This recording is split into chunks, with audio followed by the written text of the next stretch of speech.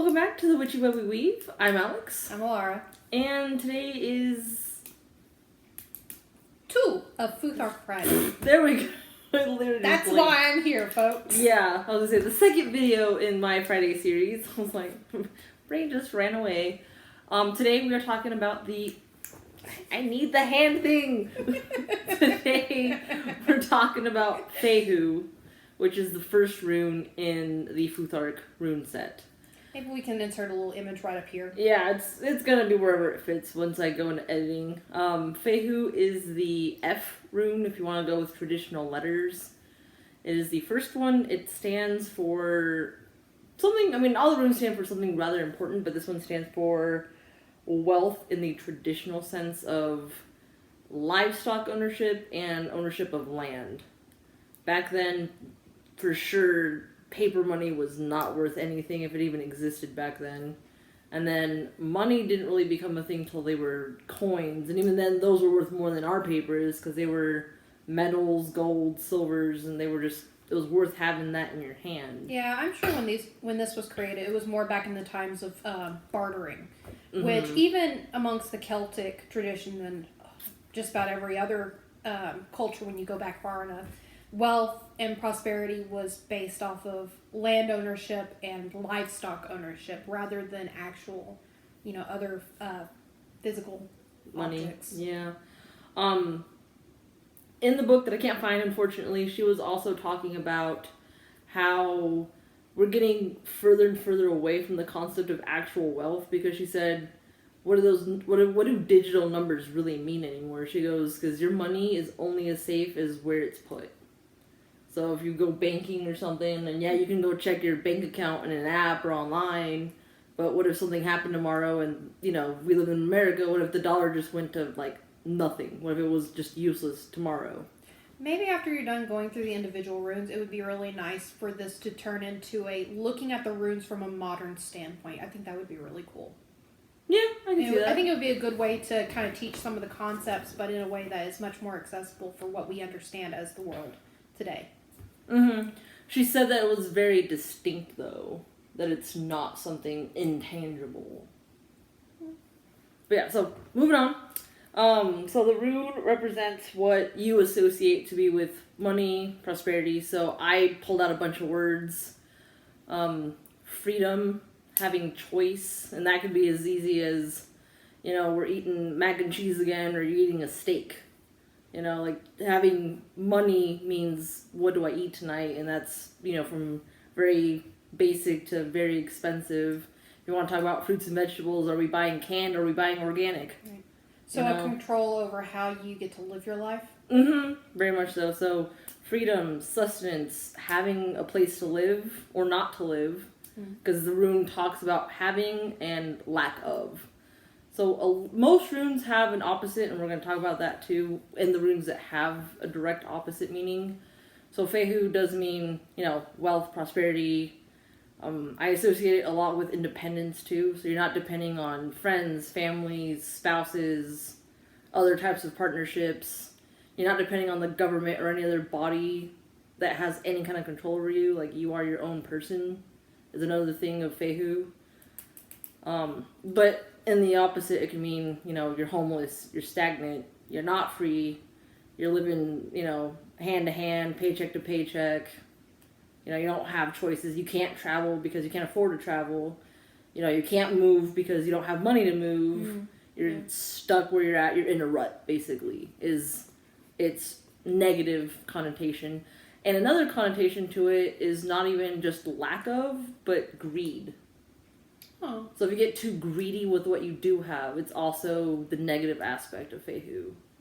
So if you have, maybe not even too much, but if you're very just, and I feel like that can come with maybe not having enough at one point, and then you do have enough, and you just don't really know what to do with yourself with it. Because I feel like that comes a lot with, my grandparents went through the Great Depression. So I know a lot of people that grew up in those eras just became hoarders and all other kinds of stuff because they just didn't know what to do.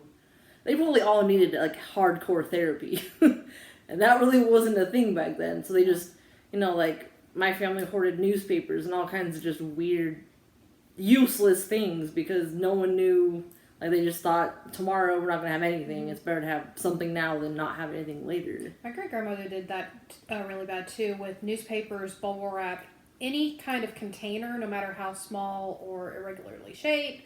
And then on top of that, she actually did more practical things, like she had an entire barn converted to preservatives. Jams, jellies, preserves of everything that they made in their garden. But she rarely ever allowed them to actually use it. Oh. Because she was so afraid of not having when she needed. So yeah, that actually I think a lot of people can think of at least someone that they know that is kind of has gone through something. Mm-hmm. You know, if anyone in the family was refugees, political asylums, anything like that too would be, you know, if you were living with just what you could carry on your back, for sure that gets to people for sure, because lack of choices, lack of freedom, lack of things, you know, because if you're talking psychologically, what's that hierarchy of needs? Oh, Maslow. Mm-hmm, Maslow. So I mean, we're not gonna get too much into that, but that kind of deals with this, where if your basic needs are met, you're kind of not in a good spot as a person, as a human. So 2 quotes from the same guy, actually, someone I knew in Vegas, actually.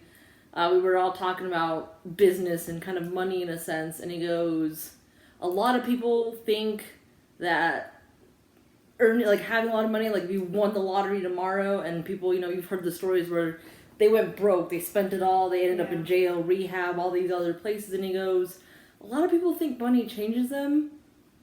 It just multiplies what was already there. Because that makes sense. You know, because like if you have an addictive personality, $10 you're gonna do something with it. $10 million you're gonna do something with it, unless you have like help, restraint, somebody else there with you. And I was like, that's a pretty good quote, because a lot of people are like, oh well, you know, that guy was good till he won, you know, $1 million. It's like, was he though? Was he though? And then the other quote that a lot of people misquote, and I just learned recently that it's actually a Bible verse. Oh. Is the misquote is, money is the root of all evil. Oh yeah, I've heard that a lot. Not the actual quote, everybody. The quote is, the love of money is the root of all evil. So I'm going to read you the actual Bible verse because I thought it was kind of neat. For the love of money is the root of all evil, which while some covet after, they have urged from the faith and pierced themselves with sorrow. Dang. I don't know how to like say Bible verses, but it's Timothy 6:10. Oh.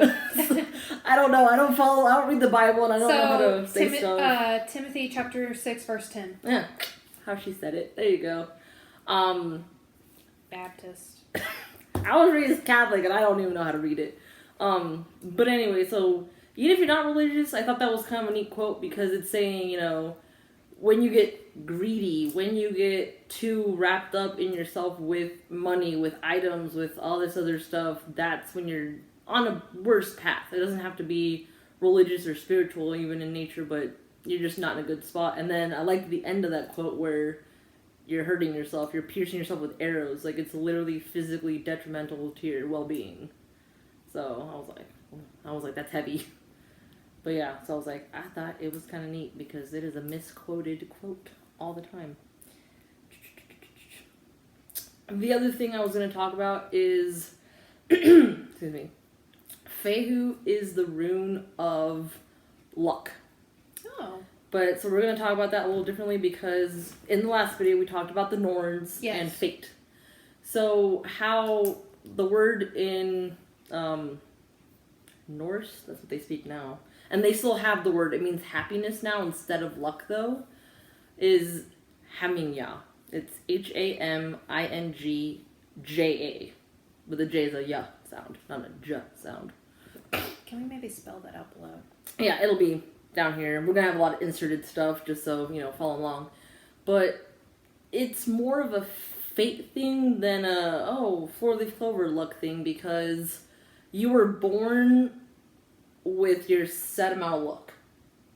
It was something actually as part of your spirit, soul, whatever aspect, because they didn't really look at things as like body, mind, soul. It was kind of like body, mind, other, and that was part of your other. It was kind of like it was genetic, actually, is how they thought of it.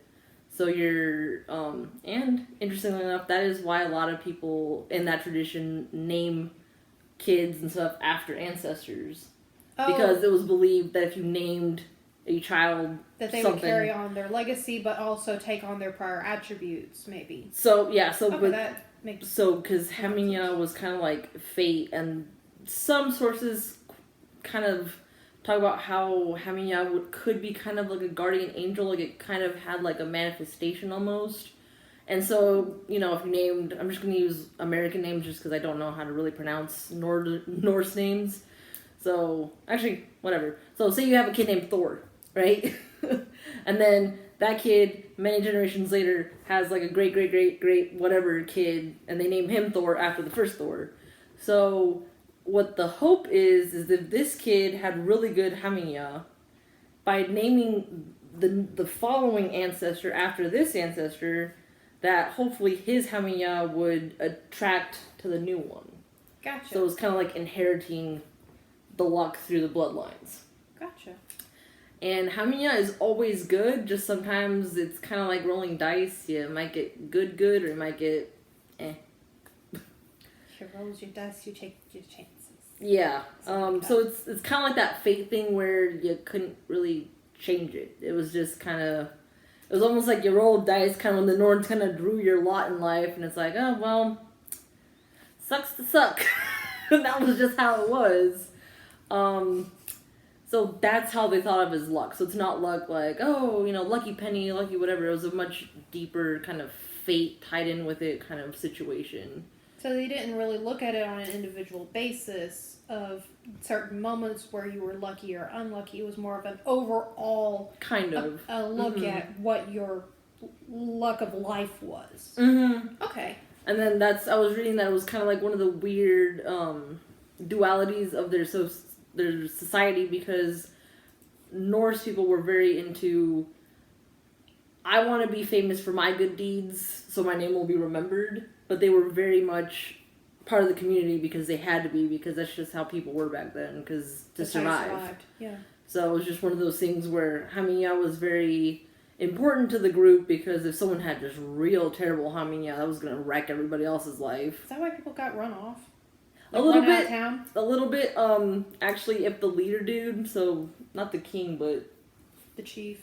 Yeah. If the chief had real bad Hamiya and say like they had real bad crops for a couple years, he was expected to sacrifice himself for the well-being of your tribe, so they could get a new one, because they didn't really have elections and it didn't depend on your bloodline. So say like you were the chief and you had a son, it didn't automatically go to your son, because just because you had good luck didn't mean he was going to have good luck. Right. So once he was old enough, he could kind of not run for election, but he could kind of like cast his name out there, like, right. Hey, I would like to, be chief. And if he had done, brave things, good luck things, and he had kind of shown that his Hamiya was good for the people, he could then mayhaps be the chieftain, basically. But yeah. But if you had bad juju, they couldn't oust you either, apparently. So it was up to you to do the right thing. Oh. And, off yourself for the good of the people. So that sounds very similar to like old Celtic tradition. They had something kind of like that, but a little different. Yeah, I can see it. Because I feel like a lot of northern countries kind of have a lot of same, especially because Norse people were very seafaring. Mm-hmm. So I can see where things got wishy-washed everywhere. But yeah, so these are... And the last kind of thing I guess I kind of wanted to mention was, because we do talk a lot about chakras on our channel, just like in general, and we will make a chakra video at some point. She keeps bugging me about it. It will happen eventually. If I had, because there are some people that do associate certain runes with certain chakras. Oh, I didn't know that. There's not enough chakras for each rune to get its own, obviously, because there are 24 runes and there are 7 chakras? 7 chakras, so obviously not enough. If I had to pick one, and I'm pretty sure I read this somewhere, this would definitely be part of your root chakra system. because it's your house, it's your money, it's how you live in the most basic sense of the word to the most extreme sense of the word, like homeless to millionaire, like, and anything in between. That's kind of your where sense you're of at. security associated with what you have in life. Mm-hmm.